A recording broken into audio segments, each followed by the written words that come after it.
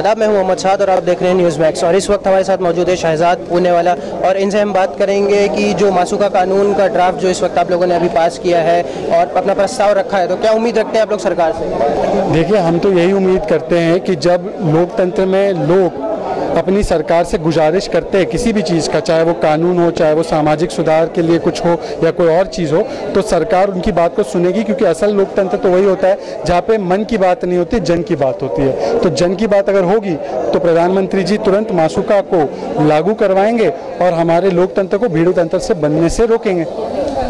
ऐसी सरकार को और मौजूदा वक्त को आप कैसे देखते हैं जिसमें इंसान की जान की कोई कीमत नहीं है? इस पर आपकी पहली प्रतिक्रिया क्या है? ऐसा है, जब आप लोकतंत्र को भीड़तंत्र बनने देते हो तब इंसान की जान की कीमत जो है लगभग शून्य हो जाती है। पर हमें बड़ी उम्मीद है कि प्रधानमंत्री ऊना के घटना के बाद भी उन्होंने एक बात कही कि उनको बड़ा दुख हुआ, अभी भी उन्होंने बात रखी।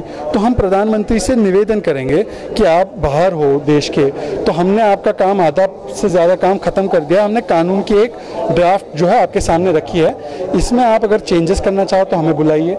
अगर आपको लगता है इसमें कंसल्टेशन की ज़रूरत है, आप वकीलों को बुलाइए, हम सब लोग साथ में बैठ के इसको और बेहतर बनाएंगे, पारित कीजिए। और अगर पारित नहीं करते हैं तो फिर हम लोगों को आंदोलन और सड़क पे उतरना पड़ेगा और अलग अलग एमपीज़ और अलग अलग पार्टीज़ के साथ जाकर इस बात को हम लोग उठाएंगे ताकि ये लॉ अलग अलग राज्यों में भी आए और केंद्र में भी आए। तो सरकार अगर जैसे आप लोगों ने जो ड्राफ्ट पास किया उसको ना माने और अपना खुद का कानून रखे, तो उस पर आप क्या करेंगे? देखिए, कोई भी कानून लाने से पहले उस पर चर्चा होनी ज़रूरी होती है।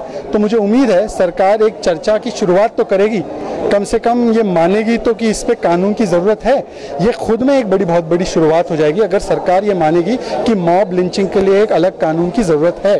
फिर उसकी क्या रूपरेखा होगी, हम उम्मीद करते हैं कि सरकार हम जैसे लोगों के साथ, क्योंकि हमने भी देश के सबसे बड़े वकीलों को और संवैधानिक विशेषज्ञों को बिठा के बनाया है, हमारे साथ चर्चा करके कहीं ना कहीं कुछ रूपरेखा में इसको लाने की कोशिश करेगी।